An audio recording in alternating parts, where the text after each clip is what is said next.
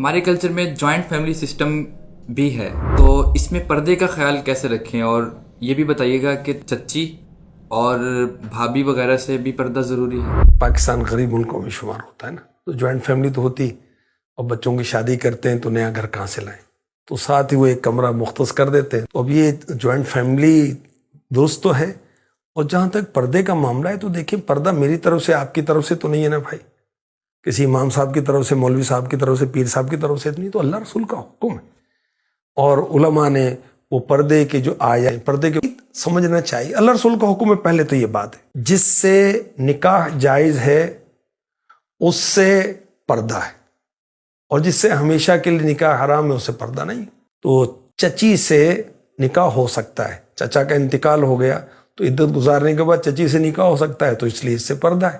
بھابھی سے بھی نکاح جائز ہے.